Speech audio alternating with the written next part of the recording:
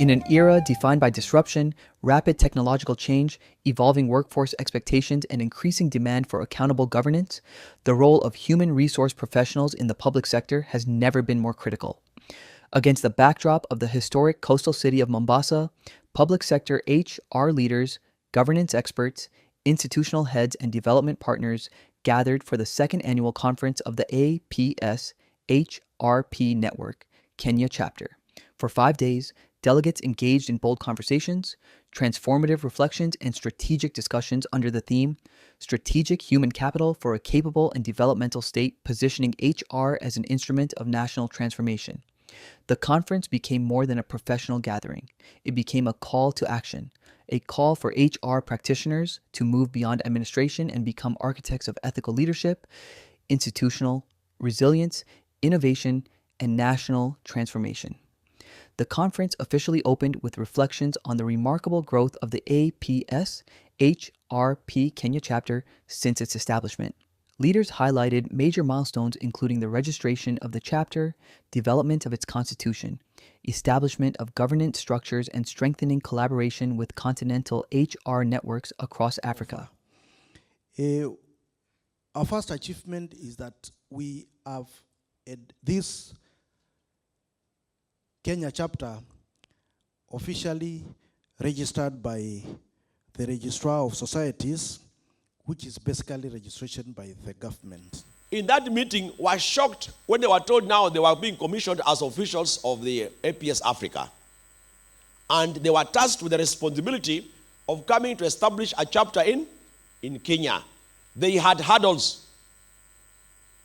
At the ministry headquarters, the head of the PS was wondering, if we have IHRM, what is this other thing? No.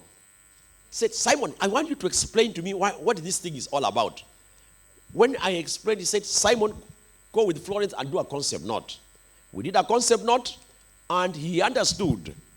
You see, IHRM is in the Ministry of Public Service. So we explained, and Amos Kadesha said, Simon, I have understood. I have understood. You are supposed to be submitting your resolutions to the African Union through specialized technical committee number 8, the subcommittee on public service, decentralization, and local governance. There's a committee called that way. Delegates were reminded that HR is no longer simply a support function. It is a strategic pillar of governance and national development. In her keynote remarks, Chairperson Florence Wanguku challenged HR practitioners to reposition themselves as drivers of institutional transformation, ethical leadership, and citizen-centered service delivery. It gives me great pleasure and honor to welcome you to the second annual conference of the Africa Public Sector Human Resource Practitioners Network, Kenya chapter, convened under the theme Human Capital as Statecraft, Reimagining Public Sector HR for National Transformation. This theme is timely, strategic, and deeply consequential. Across the world, governments are increasingly recognizing that the true strength of nation does not lie in solely infrastructure, technology, or natural resources, but in the quality, capability, integrity, and preparedness of their people. The conference heard that the future strength of nations depends on the capability, integrity, and preparedness of their people and institutions. A major highlight of the day was a thought-provoking presentation on human capital as the backbone of state capability. Kenya has ratified the African Charter on Values and Principles of Public Service, and the President of the Republic of Kenya is obligated to submit Kenya's report at the end of next month. You actually can influence political policies about management of people across the African continent towards the free continental Africa, and how states should then manage their people. How do you manage affairs of the state and managing public affairs? Statecraft goes beyond politics. It's long-term. It's long-term. The session explored how capable states are built through strong institutions, professional leadership, accountability, and effective public administration systems. Delegates reflected deeply on one powerful truth: institutions rarely fail because of lack of policy or plans. They fail because of weaknesses in leadership, systems, and human capital. We therefore value this partnership, Madam President, and also recognize the network as an important platform for continuous learning, professional exchange, and strengthening leadership within the public service. We believe that forums such as these provide an opportunity not only to share experiences and best practices, but also to develop practical solutions to the emerging challenges facing human resource practitioners within the public sector.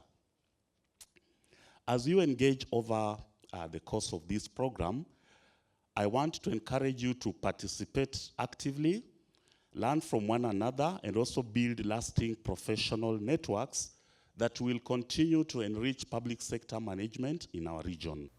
The day concluded with an engaging panel discussion examining HR as a strategic enabler of performance, productivity, and institutional resilience. Real examples were shared on digitization, performance management reforms, accountability systems, and workplace innovation across public institutions. By the close of day one message stood clear: human capital remains the foundation upon which capable institutions and transformative governments are built. My name is Beatrice Kandie, General Manager for HR in KenGen. Now I'm going to ask you just some few questions, share your experience. And the first one is, if human capital is truly a form of statecraft, why is HR still absent from many national transformation conversations? That HR is not as such absent, but probably we miss by way, especially in public sector, we miss a convincing voice in the office of the head of public service. That's the starting point. Profession of HRM, it was a reserved of a certain gender. And being a reserved of a certain gender, then it meant that most of the developments were not done adequately.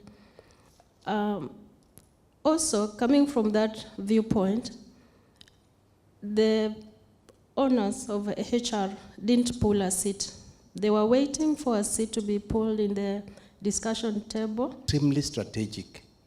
The people who drive things that happen in organizations are board chairmen and CEOs. So mpaka ufate nafasi ya kushika hao watu, because they are the ones that are going to represent your issue. So please, usinyamaze tuko ungoje prescriptions. HR in level 2.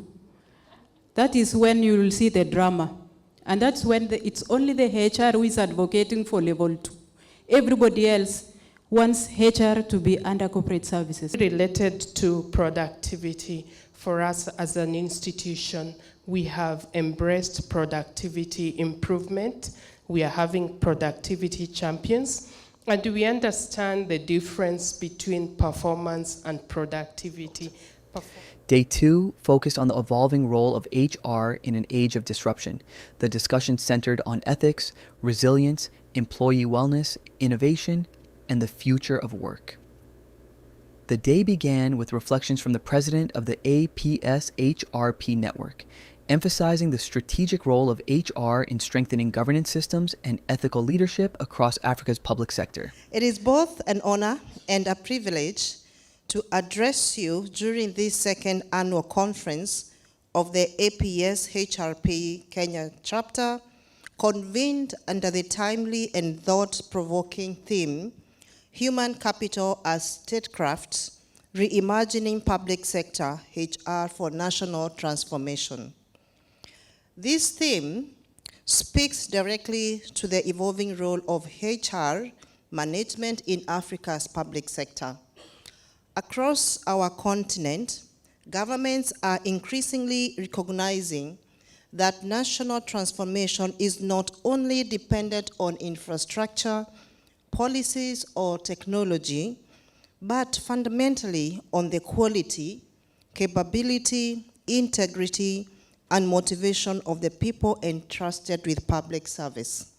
A key highlight came from KenGen, which presented its employee mental wellness framework. The presentation emphasized that employee wellness is not a peripheral issue. It is a strategic business priority directly linked to productivity, resilience, and institutional performance. Delegates explored the 8 dimensions of wellness, including emotional, social, physical, financial, occupational, and spiritual well-being. The discussion reinforced that healthy organizations are built by healthy people. KenGen shared practical interventions, including mental health awareness programs, counseling services, financial literacy initiatives, wellness clinics, and leadership support systems. The organization also demonstrated how supervisors and managers are being equipped to create psychologically safe workplaces. Are you seeing highly skilled talent? We had to make sure that we put there. Because if you don't put there, HR is relegated to the uko nyuma. Sawa? So I'm reading this carefully because we had to be on the table so that any board member coming in, I always, when I present, I tell them, highly skilled talent is what you come to do in this company. And so leaders shape workplace mental health. So train managers to become human. Yeah, because, you know, like us, we have a lot of engineers and scientists. So they are very good with machines. So you find them managing people like machines. And so at the end of it all, you get exhausted employees, demoralized, demotivated, and all these mental wellness issues start to come in. Another transformative session was delivered by Dr. Julius Kipengetish, Group CEO of Jubilee Holdings. His presentation challenged delegates to embrace leadership grounded in humility, courage, honesty, and accountability.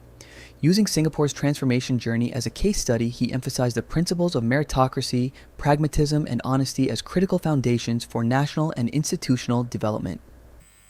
Remember at the beginning we said development is about people. So if you want to progress a country or a company, you have to build people. You have to build.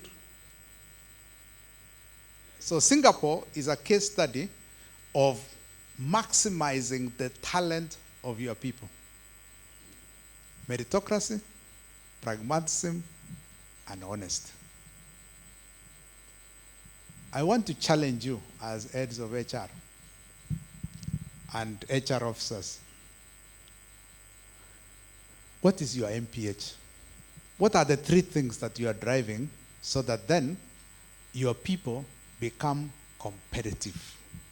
They have the highest productivity in your industry. The highest productivity.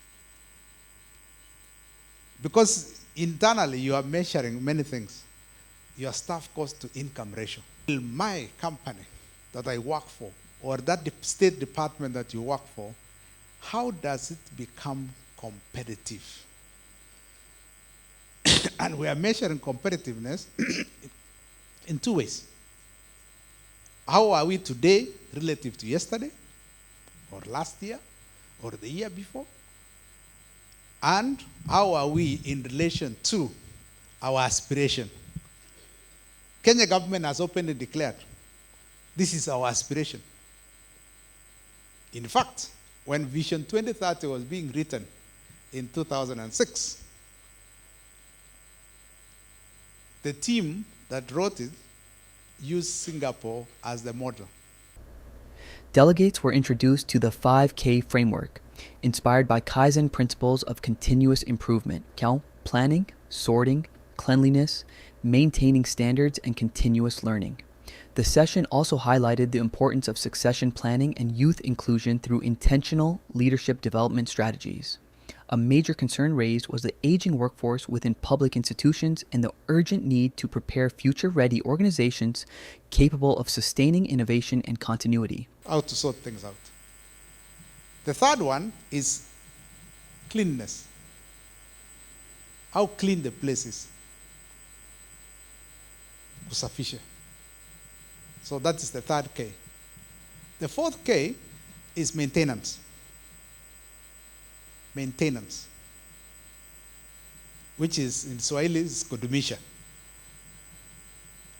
And the 5th K is kufundisha, continuous learning.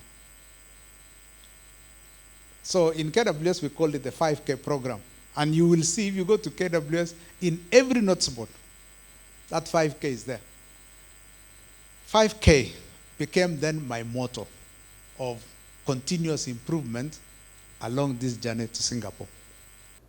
The day concluded with discussions on digital transformation and change management. Delegates were reminded that successful transformation is not technology-centered, it is people-centered. Ultimately, Day 2 reinforced that HR practitioners must become strategic leaders capable of driving ethical governance, employee well-being, digital adaptation, and long-term institutional resilience. And what we need, at a convention, we need to have such forums. Because if indeed you can drive performance on an organization, then who are you? You are the CEO. Because performance has to be linked to people. It is not the robots and the machines that we deploy, no. It's still people.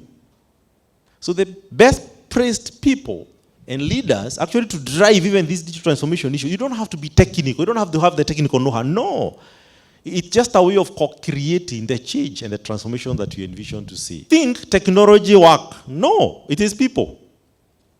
So we rush to digitize, whereas the capacity, the culture, even the thinking, the frame of the thinking is actually not able to cope with the capacity of the technology we're implementing. I can't bring technology there. I'll bring the people. I think the greatest failure sometimes we have in our corporate world today is department. Because it just makes people be silo. Collaboration is almost zero. So me, I'm a finance. Me, I'm a risk. Me, I'm whatever. I think those things, those are boxes that actually are sabotage, even organizational performance. Because everybody is seeing things from their own lens, but not from an enterprise lens. Day 3 shifted focus toward constitutional values, governance, and accountability within public service. Delegates examined the implementation of Articles 10 and 232 of the Constitution and reflected on the role of HR practitioners as custodians of ethical governance. A key are about passions, what we like, what we pursue, what we are obsessed with, and it gets in the way of the way we do work. Yeah, we chase after money, sometimes we chase after drinks. But we are being told, as you pursue all these passions, we must subject all those pursuits to reason. But I'll tell you the story of that, that in 2016-17, we did a citizen satisfaction survey, and we were at, citizens gave us 42.6%. It was done by Kipra, and that satisfaction survey. Then 2024, we did another citizen satisfaction survey in about 29 counties across all the regions in Kenya. It was both experiential and perception. So the experiential level, they gave us, in the experiential we mean we were just interviewing citizens at service exit points. We would ask them how was the service, how long did it take, how were the facilities, how friendly were the officers, all that. And they gave us all manner. That report is on our website, Commission website. You can download and look at it. It's an interesting report. They gave us 79%.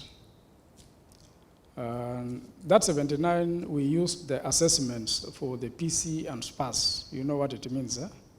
PC and SPAS, SPAS assessments. And then at perception, it was a bit worse at 71.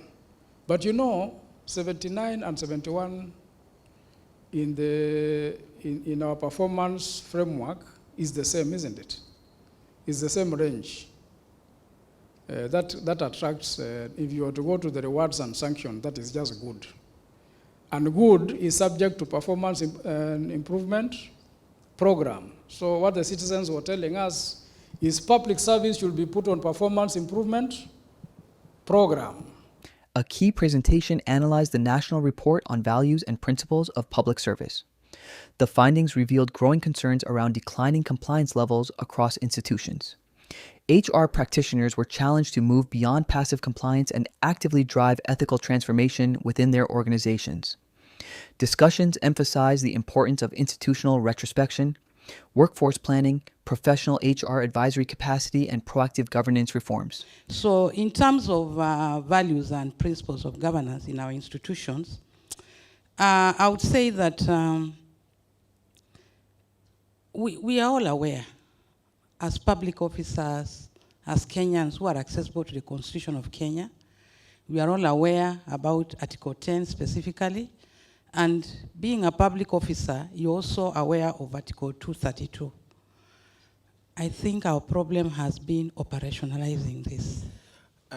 And as you are aware, the national values as enshrined in the Constitution 2010 is very important for the public servants when they're executing their duties.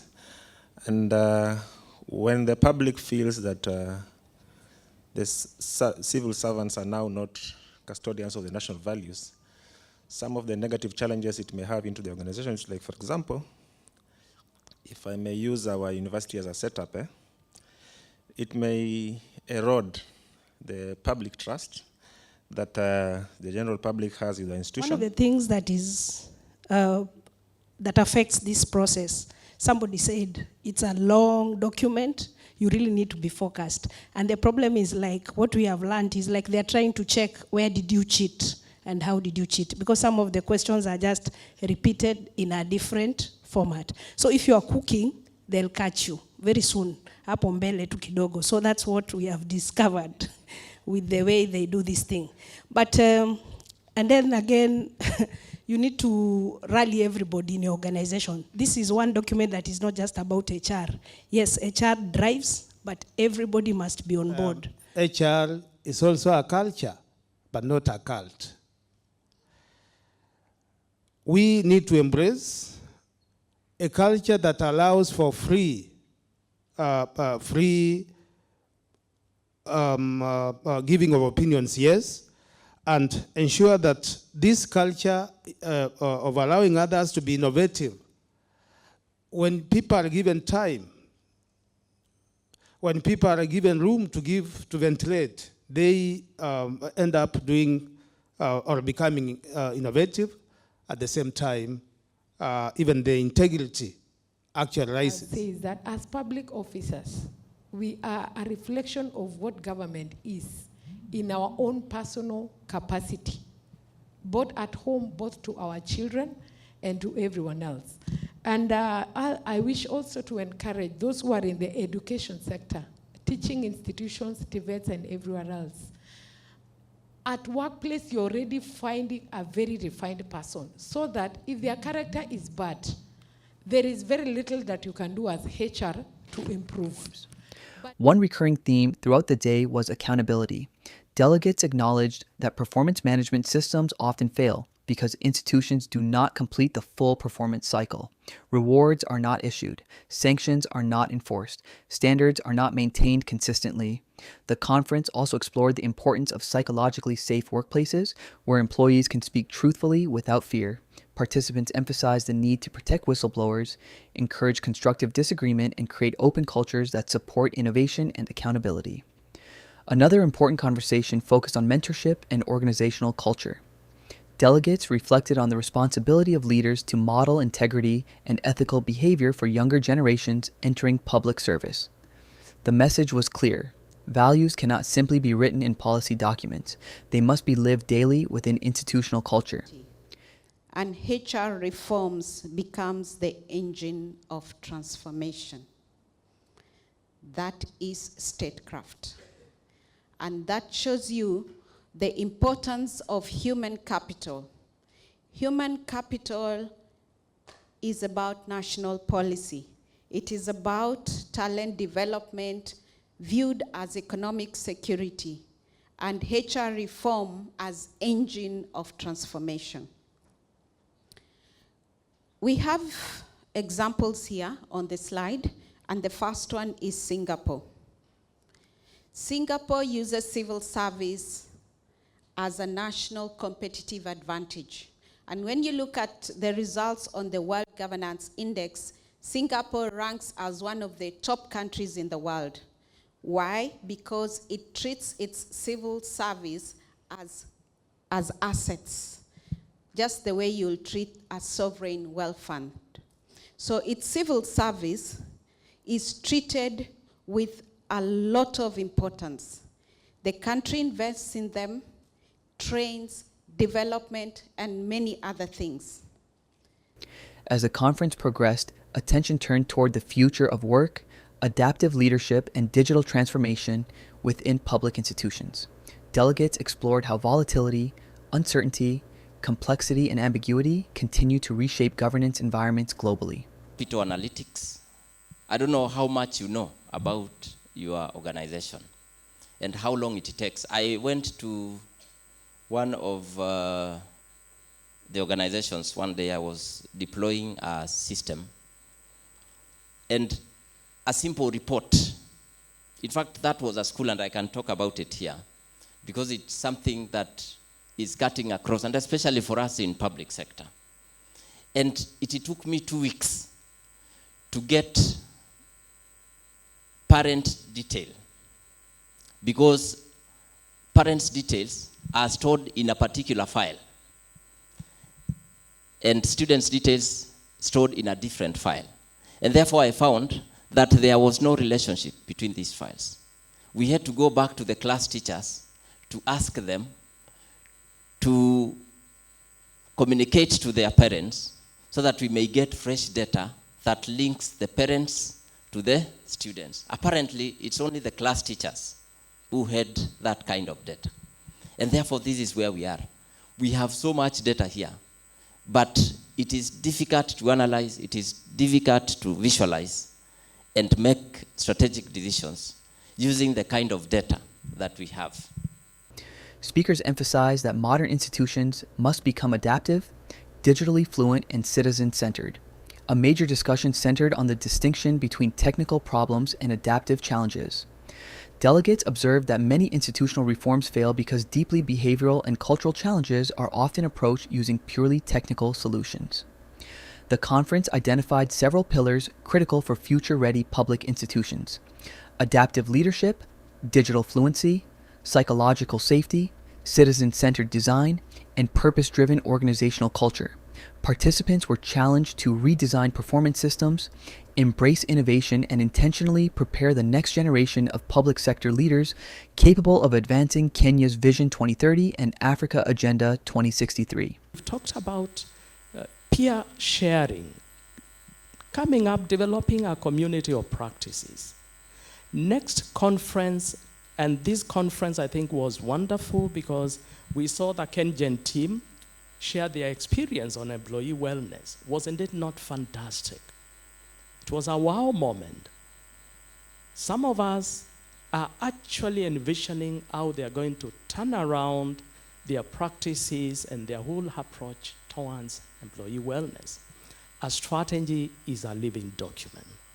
Keeps on evolving, keeps on changing. Even as we're calling it draft, we validate it, becomes our eventual strategic plan. As we implement it, realities emerge, and we'll keep on infusing those realities as we move forward in implementing this strategic plan. It is an accountability instrument. You'll be holding the ExCom accountable on basis of the strategies they've proposed and we validate and agreed upon. The sessions reinforced that the future of public service transformation will not be determined by infrastructure alone, but by the quality, adaptability, and effectiveness of human capital. As the conference came to a close, delegates reflected on 5 days of deep learning, strategic dialogue, and professional exchange. The gathering had created a powerful platform for networking, collaboration, and collective reflection on the future of public sector HR across Africa. 232.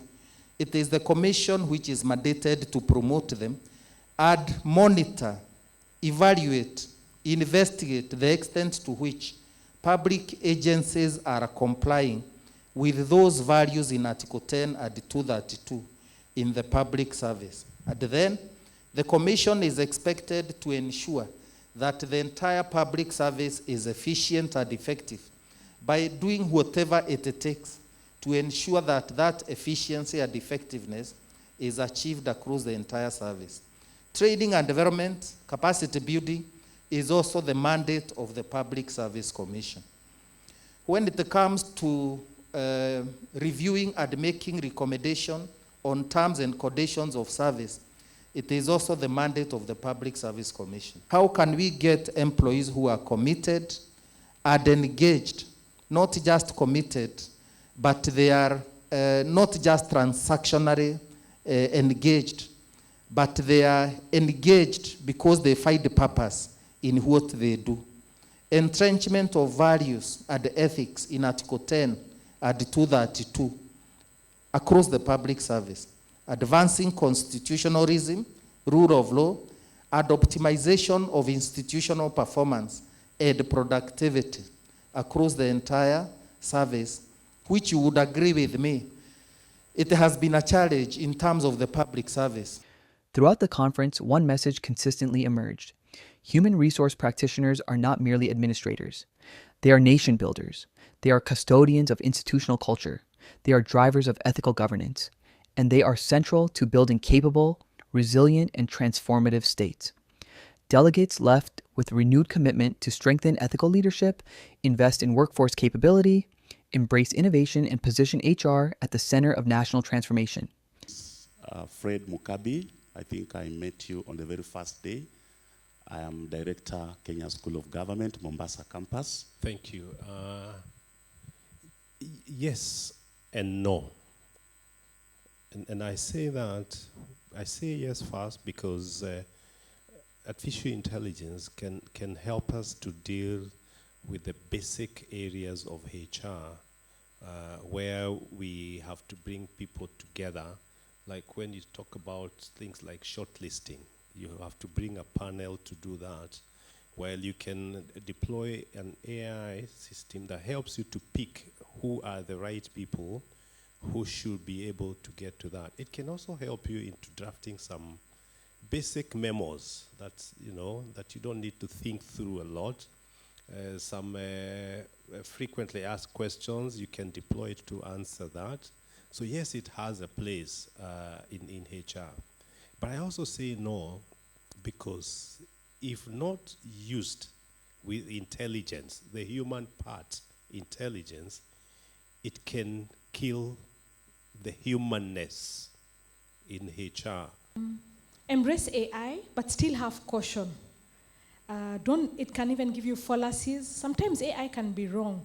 Let me just commend the Kenya School of Government. I don't know how many of you have done the free program that was being run by Oxford and UNESCO with KSG on AI and digital transformation in the public sector. Any show of hands who has done that program?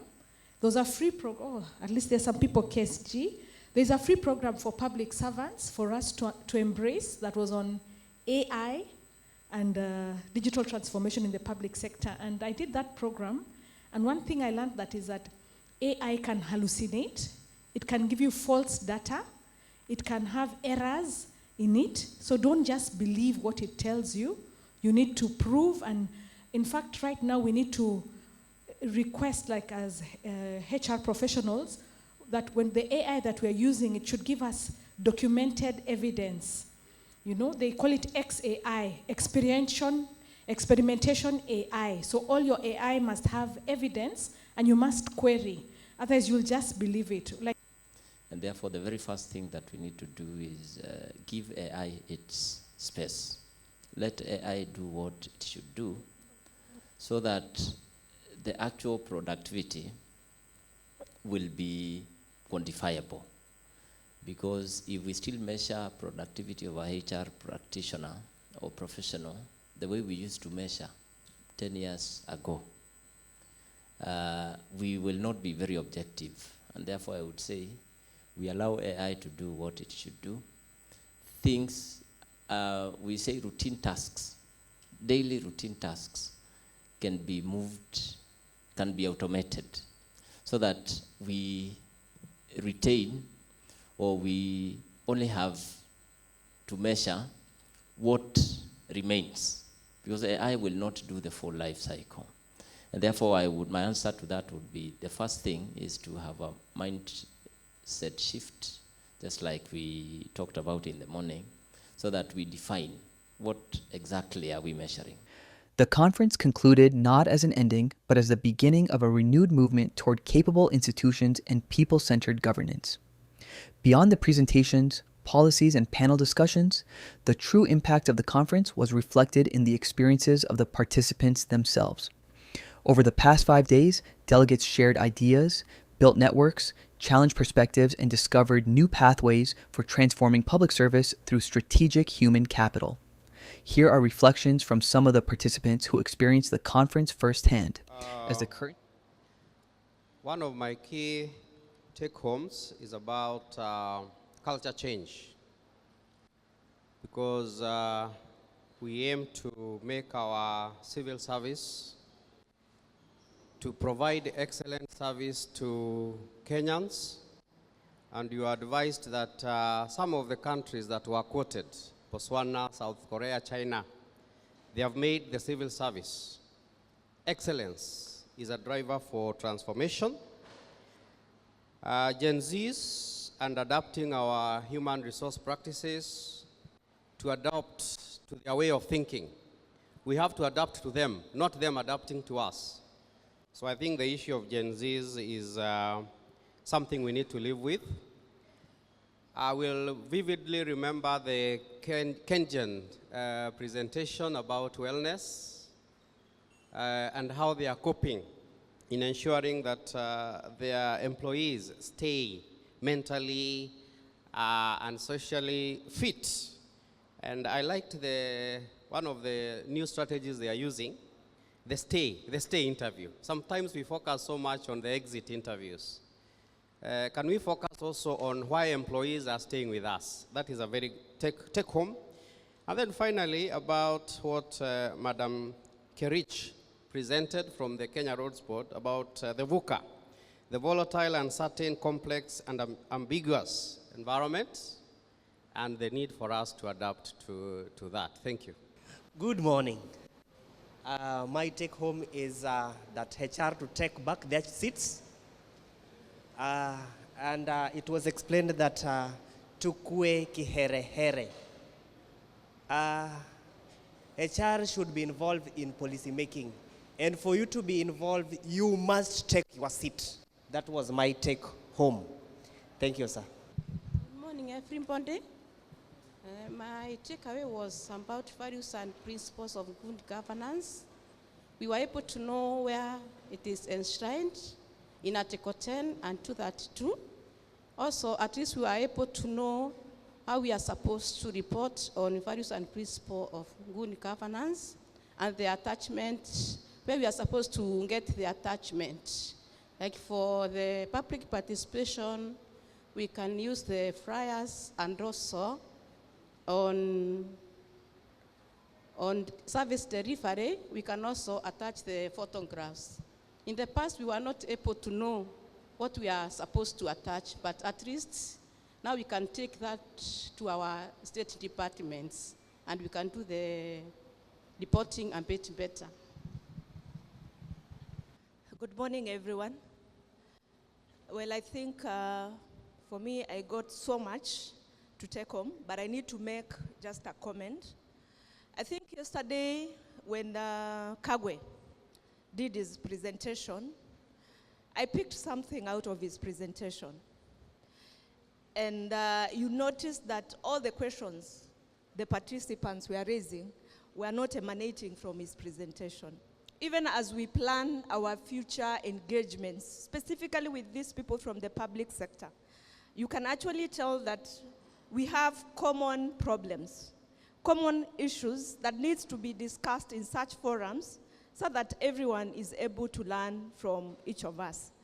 But as I finish that parting shot, there are two institutions, I think there are three, which will be very critical in this movement. And one of them is the Public Service Commission, because for the obvious reason that they deal with matters of terms and conditions of service in the public sector. Of course, the ministry of that ministry, yeah? And Salaries and Remuneration Commission.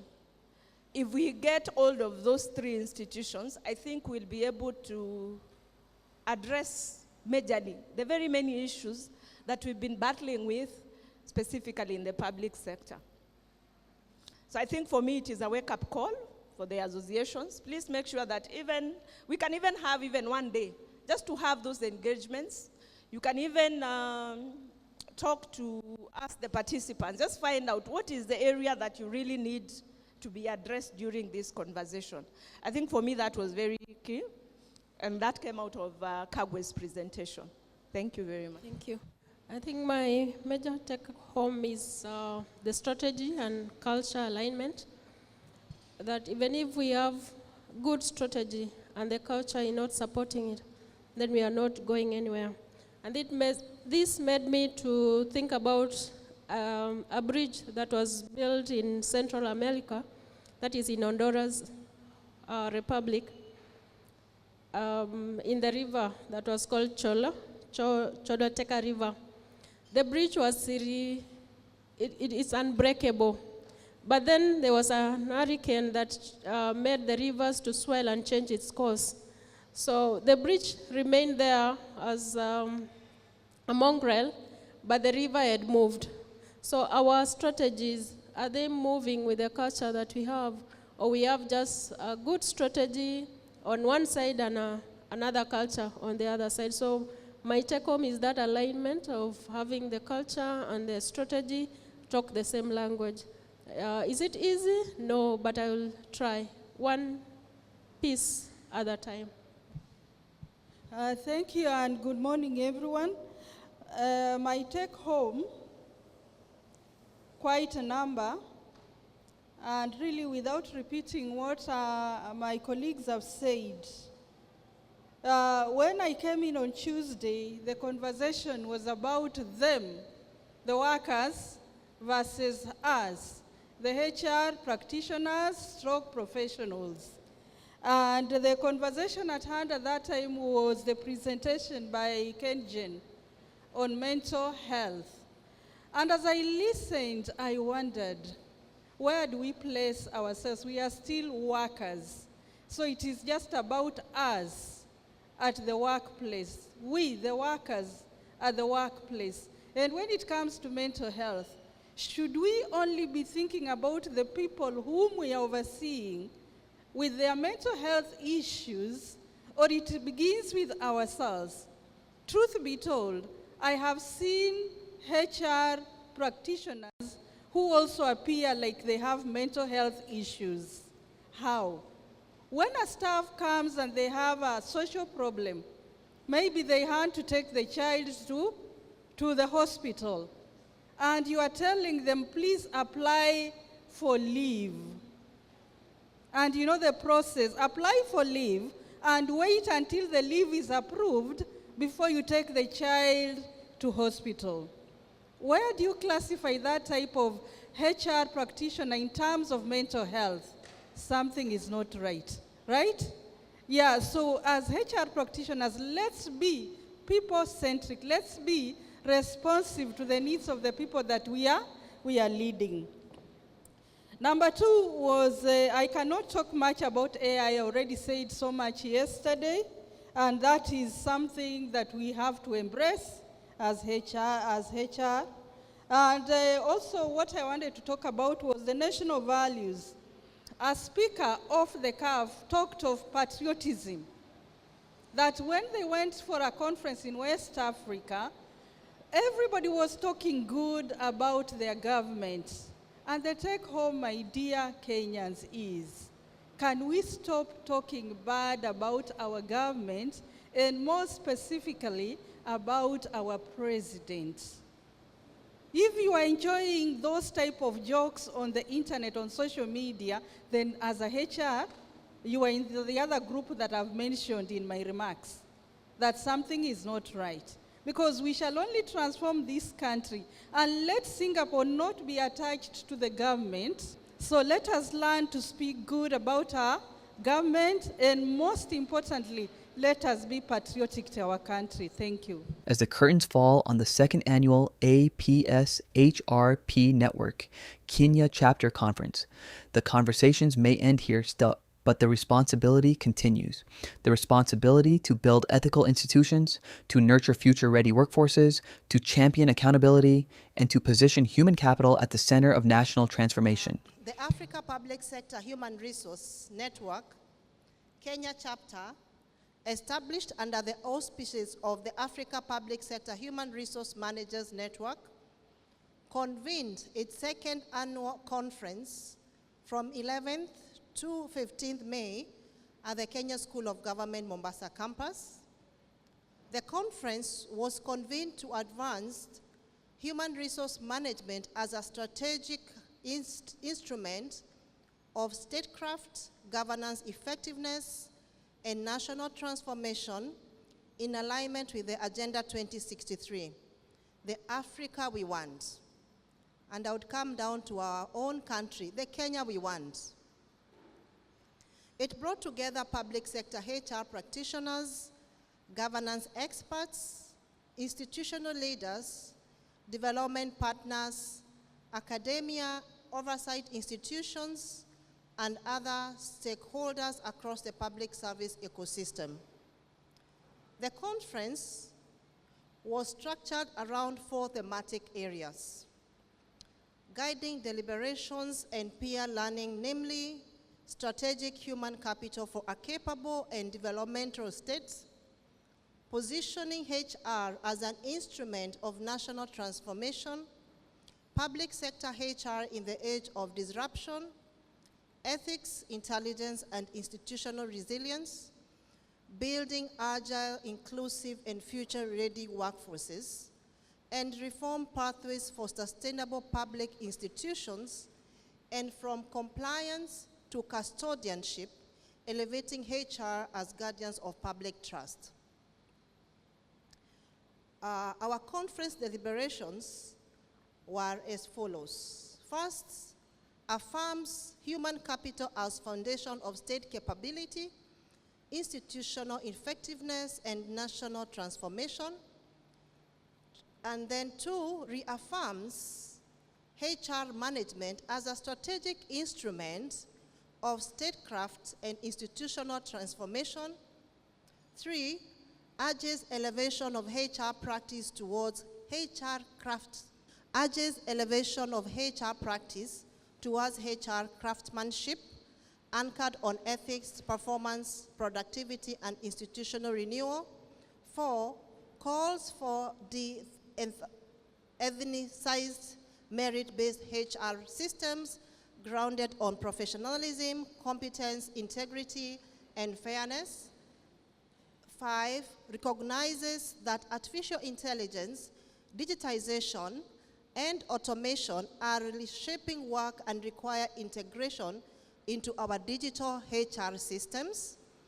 6, notes with concern the decisive influence of organizational culture on performance, ethics, innovation, and public trust. 7, emphasizes employee wellness, mental health, and psychological safety as drivers of institutional resilience and productivity. 8, calls upon institutions to strengthen succession planning and structured leadership pipelines for future readiness. 9, notes emerging practices including Genzification program, that is leadership renewal, and the 5 Kaizen-inspired program that speaks into our continuous improvement and discipline as we continue serving the public service. 10, encourages benchmarking, peer learning, and collaboration to advance HR excellence and innovation. Then reaffirms implementation of Articles 10 and 232 through institutional culture, transformation, and leadership accountability. 13, calls for expanded civic engagement and public participation in advancing constitutional values beyond compliance, and underscores alignment of leadership, Systems, people, strategy, and culture in institutional transformation. 15, identifies 5 pillars of statecraft-grade HR systems as those that are adaptive, capacity, digital fluency, citizen-centered design, psychological safety, and purpose-driven culture. And 16, calls upon institutions to develop HR strategies and AI governance frameworks to support workforce readiness and ethical technology adoption. Then resolutions and recommendations. The conference resolves to reposition HR as a core function of statecraft within executive governance structures.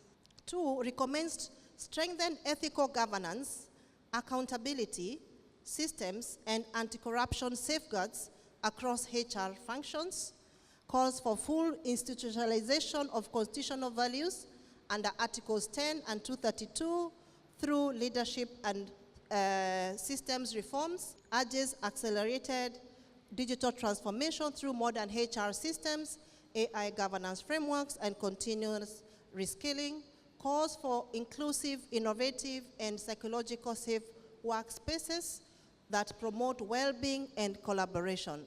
Then calls upon institutions to mainstream employee wellness. Then encourages collaboration, benchmarking, knowledge sharing across institutions and partners. What are we committing to? Advance ethical, accountable, and citizen-centered public service leadership. We make sure that we act as professionals in our spaces and elevate the HR management strategic function, do that professional opinion, and submit it and sign off. Support governance reforms toward a capable and developmental state, promote innovation, inclusion, integrity, and institutional resilience, strengthen implementation of constitutional values, and of course, your institutional values that shape the culture, the way of doing things in your organization. Support continuous learning and digital transformation, enhance collaboration and knowledge exchange across the public service ecosystem. That is what we are trying to do as the APS Kenya chapter. The conference further commits to strengthen public trust, institutional effectiveness, and service delivery.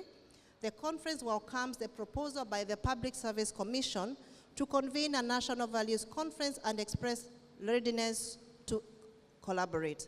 Further, details of these resolutions captured herein will form part of the final conference report, and implementation of the resolutions and commitment shall be deliberated upon at the next year's conference. So I wish you all the very best. Let's continue engaging and make the public service great. The future of public service will not only be shaped by policies and systems, it will be shaped by people. People with vision, people with integrity, people willing to lead change. And as delegates return to their institutions across the country and continent, they carry with them more than knowledge. They carry a renewed purpose, a shared commitment, and a collective vision for a capable, resilient, and development-oriented public service. Today, marks the conclusion of the highly engaging and strategically important conference that you had for the past 4 days, today being the 5th day, that has brought together such a very powerful leaders, that is the head of the human resource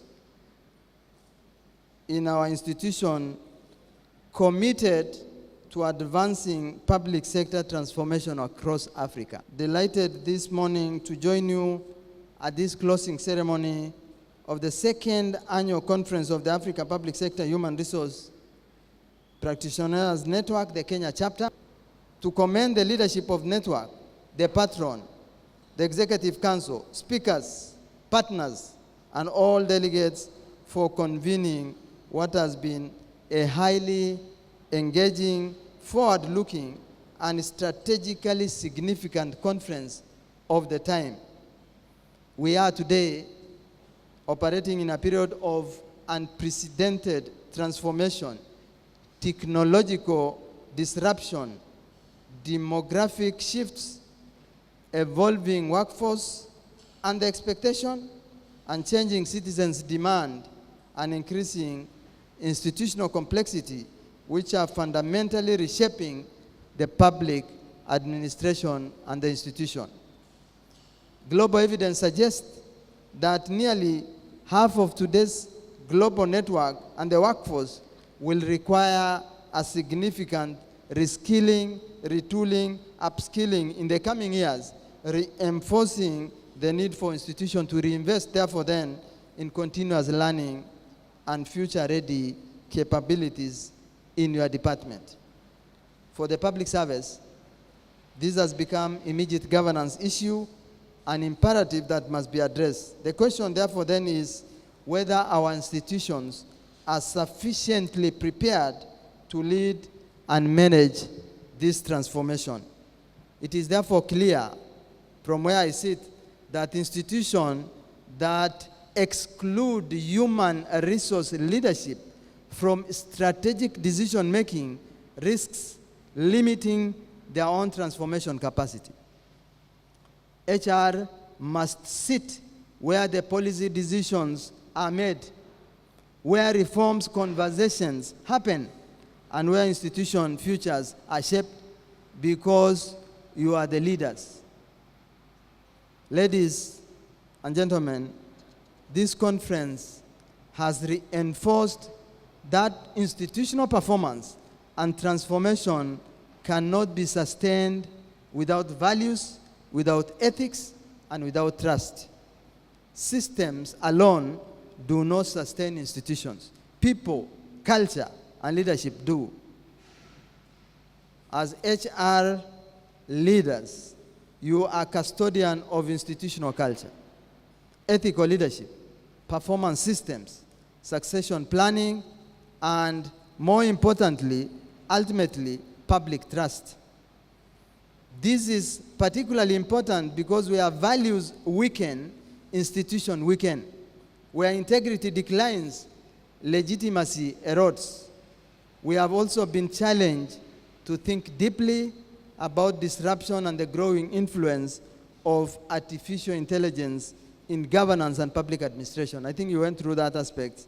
AI has presented an immense opportunity for public service transformation, but the need for responsible governance cannot also be overstated. Therefore, we must urgently fully embrace AI and utilize it responsibly in an era where intelligence itself is becoming digital.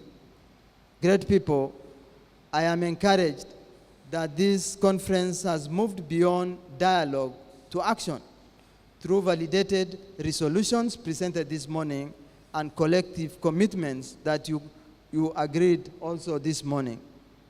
The communique emerging from this conference should therefore serve as a blueprint reform and a shared accountability framework whose value will ultimately be measured through implementation. To sustain momentum and ensure accountability, I challenge the chapter to use the next year's conference as an opportunity to take stock of progress made against this commitment.